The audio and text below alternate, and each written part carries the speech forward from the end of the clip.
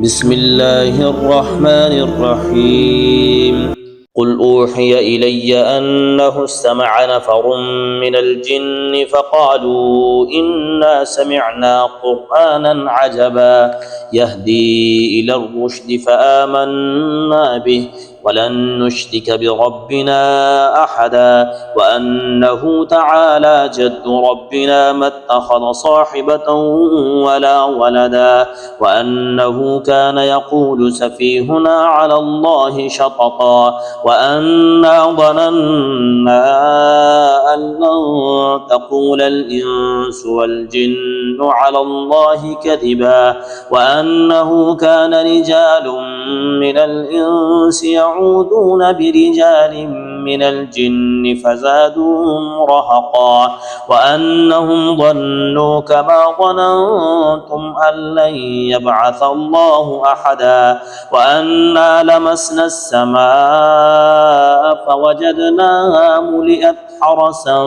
شديدا وشهبا وأنا كنا نقعد منها مقاعد للسمع فمن يستمع الآن يجد له شهابا رصدا وأنا لا ندري أشر أريد بمن في الأرض أم أراد بهم ربهم رشدا وأنا منا الصالحون ومنا دون ذلك كنا طرائق قددا وأنا ظننا أن لن نعجز الله في الأرض ولن نعجزه هربا وأنا لما سمعنا الهدى آمنا به فمن يؤمن بربه فلا يخاف بخسا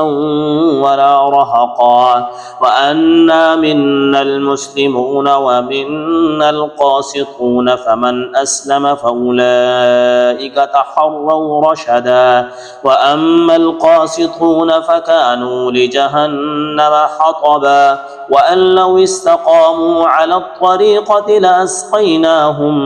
ماء غدقا لنفتنهم فيه ومن يعرض عن ذكر ربه يسلكه عذابا صعدا وأن المساجد لله فلا تدعوا مع الله أحدا وأنه لما قام عبد الله يدعوه كادوا يكونون عليه لبدا قل إنما أدعو ربي ولا أشرك به أحدا قل إني لا أملك لكم ضرا ولا رشدا قل إني لن يجيرني من الله أحد ولن أجد من